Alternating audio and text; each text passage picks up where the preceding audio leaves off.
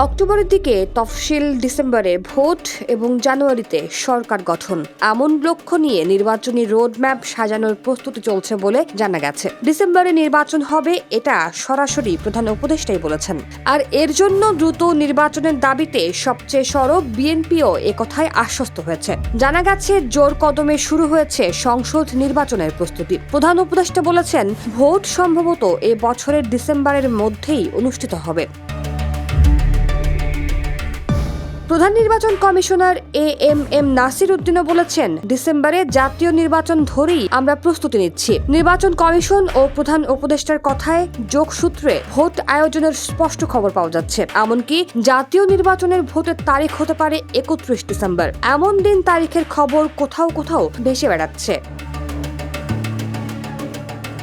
এ অবস্থায় রাজনৈতিক দলগুলো জোরে সোরে মাঠে নেমেছে। ভোটের মেরুকরণ কি হবে, কোন দলের সঙ্গে কার জোট হবে, কার সঙ্গে কোথায় আসন সমঝোতা হবে, এসব বিষয়েও আলোচনা শুরু করতে যাচ্ছে। নতুন দলসহ অনেকেই 300 আসনে প্রার্থী দেওয়ার কথা বলছে। সেনাবাহিনীর প্রধান জেনারেল ওয়াকারুজ্জামানও 16 মাসের মধ্যে নির্বাচনের লক্ষ্যে গুরুত্বপূর্ণ সংস্কারগুলো সম্পন্ন করতে সরকারকে সমর্থনের প্রতিশ্রুতি দিয়েছেন। তিনি বিভিন্ন সময় এ বছর নভেম্বর ডিসেম্বরের মধ্যেই নির্বাচনের কথা বলেছেন।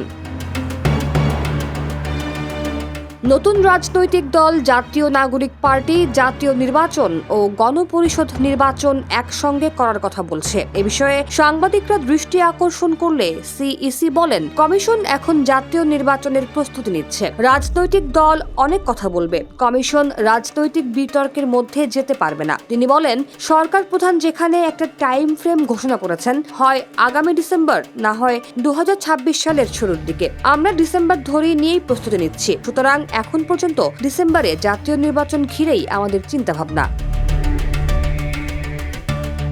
ঐক্যমত্য কমিশনের প্রতিবেদন দিতে আরও 6 মাস লাগলে তাদের বাস্তবায়নযোগ্য সুপারিশ বাস্তবায়ন করতে অনেক সময় লাগবে। সেক্ষেত্রে জাতীয় নির্বাচন ডিসেম্বরে হবে কিনা জানতে চাইলে সিইসি বলেন, কোন ধরনের সুপারিশ আসে না দেখে আমরা বলতে পারবো না।